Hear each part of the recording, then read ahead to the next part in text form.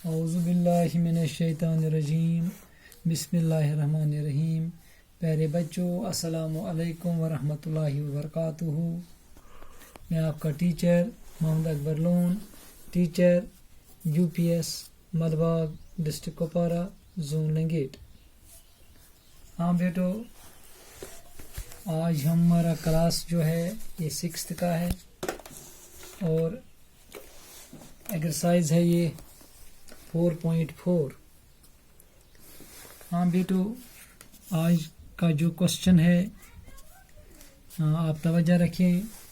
ये इस एक्सरसाइज 4.4 में पहला सवाल जो है, draw a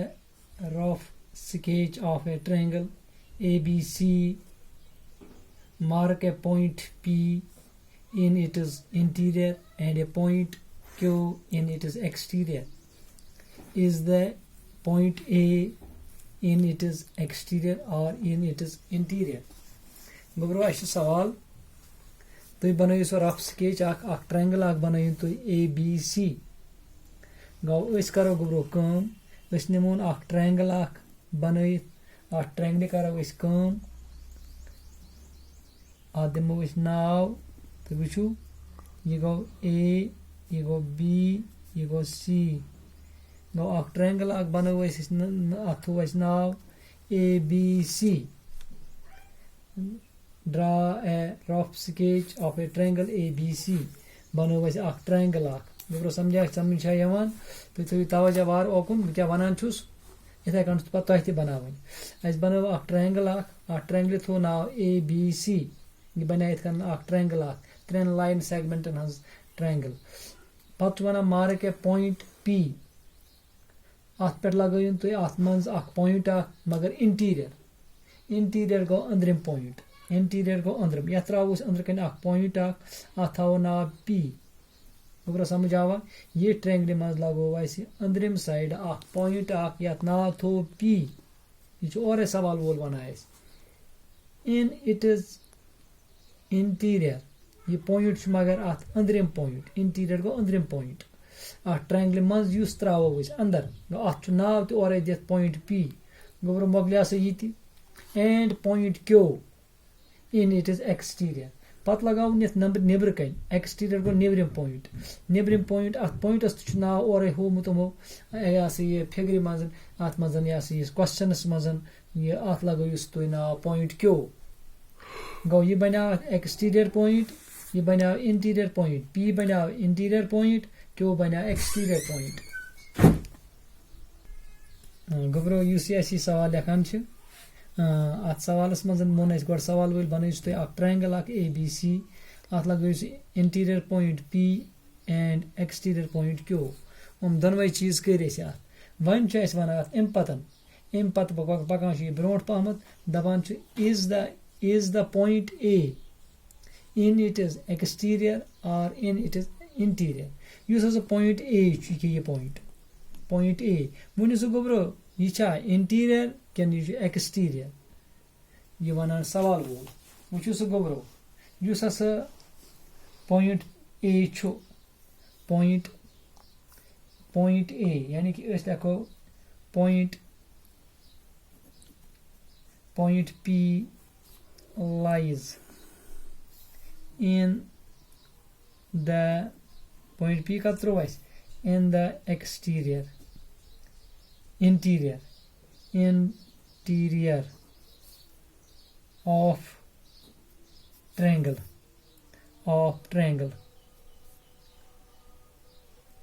ABC and point Q, you see neighboring point, and point Q lies in the exterior go point Q chu exterior point, you are triangle neighboring side through exterior of triangle ABC। मोगलिया से यो पत वना छुस the point A यु सी A point की ये point A is neither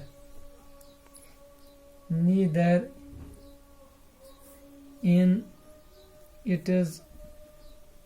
exterior nor you see point A you should neither exterior nor interior you should know why cheese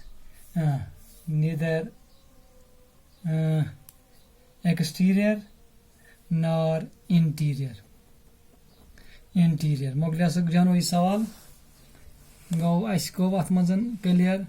point P ती पॉइंट क्यू ती पॉइंट ए ती new us clear करित यम पत गोबरो अस back सवाल question number 2 ये question number 1 use अस गोडुक सवाल उस दोयम सवाल च वना अस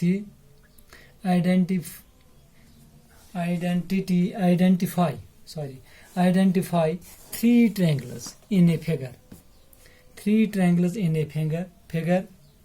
Write the names of 7 angles. C part must write the name of 6 line segments. Which 2 triangles have angle B as common? Which is jano. Yat mazum cha is karan kam sawal wol wanan daban is yat mazum ak figure ak banao is identify. तो which to थोड़ी नजर इस बनाओ 3 triangles which is जानो इस बनाओ एक triangle ये गई हजरत ये बने यह था नाव ABC ये गोes D शाबाश यानी कि ज ट्रायंगल बनाए ऐसे ए बी सी तो डी ज ट्रायंगल बनाए ऐसे वचु बना ऐसे दबान छ तुय करियो सो उम त्रेयो ट्रायंगल मज उम छ बना 3 ट्रायंगल तो वचु बनस ना आग बन ए बी सी बैग बन ए बी डी बैग बन ए डी सी बने 3 ट्रायंगल अस छु बहरहाल अत से गरज दबान यम अस उम आइडेंटिफाई करियो सो 3 ट्रायंगल गड करा वस आइडेंटिफाई 3 ट्रायंगल ए पार्टस मज ए पार्टस मज बना छ अस वनियो सो तुय identify 3 triangles in the figure युसी फिगर देत छ यत मज बना वस गड थाई ये बने गड इस ट्रायंगल बने ट्रायंगल ए बी सी ऐसा एक ट्रायंगल बैक ट्रायंगल बने ट्रायंगल ए बी डी बैक ट्रायंगल बने triangle A D C guys clear ये बने या 3 ट्रायंगल ये गए एक फुल ट्रायंगल ये गए पद इमेज ये गए बैक ट्रायंगल बने 3 ट्रायंगल आइस एम पत वना बी पार्टस मज जस वना सवाल वोल दपान छ right the names of 7 angles 7 angle छ अत मजन मन मुचु 7 एंगल कुस बन आक बन गड था एंगल गडयुक एंगल बने B angle B A C कौस आक एंगल पद नी तो ब्याक angle B A D angle B A D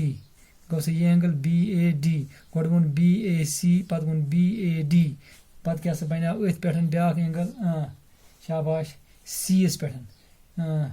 C A D इत कनन सी ए डी पद क्या से बना ब्याक एंगल ए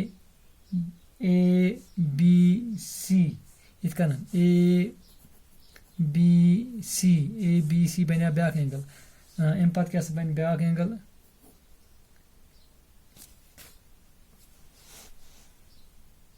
ए बी डी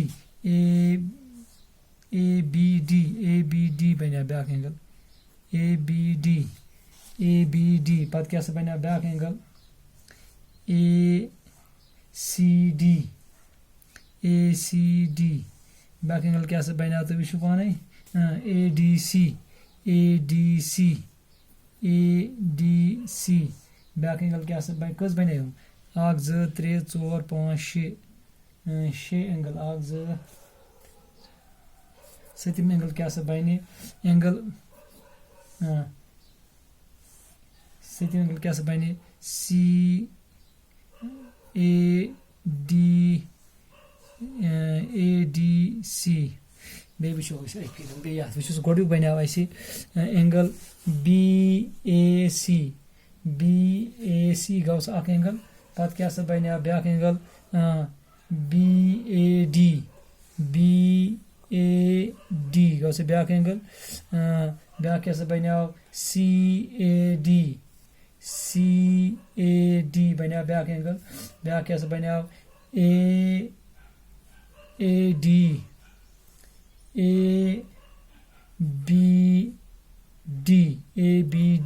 ABD बनो ब्या एंगल अम पे क्या बनो ब्या एंगल ACD ब्या क्या बनो ADC इत कन बने एंगल अमिक 1 2 3 4 5 6 7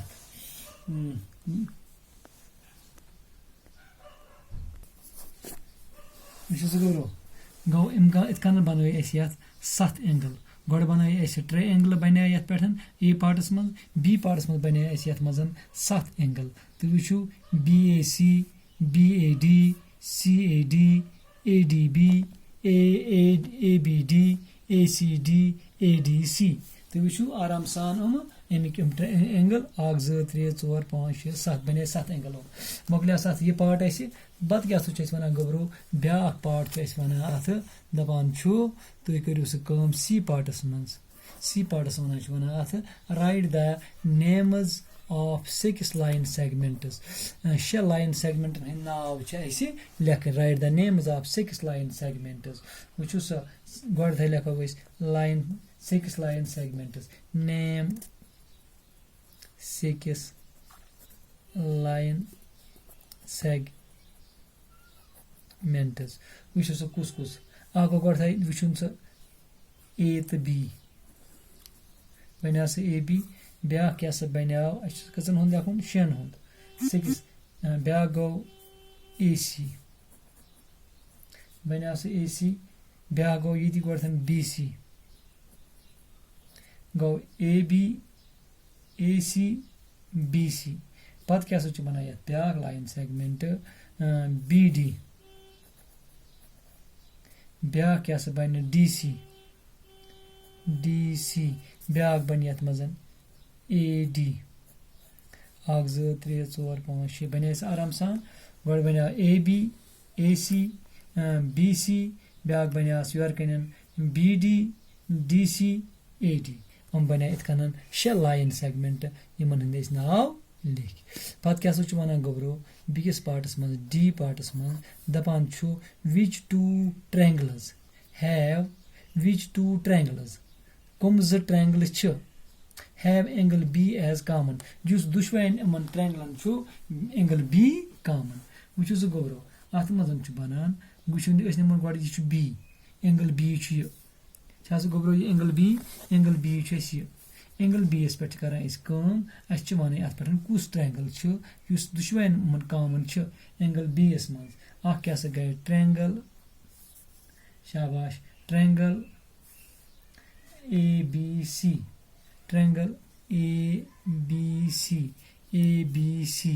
बे क्या गए एंड ट्रायंगल अथ पे एंगलस पे ABD ब्या गए ट्रायंगल ABD ये ट्रायंगल बने ये ABC ब्या बने ABD नम 2 triangle have angle B as common आवा समझ गोबरो गो इत कन मोकले एक्सरसाइज एक्सरसाइज 4 पॉइंट एक्सरसाइज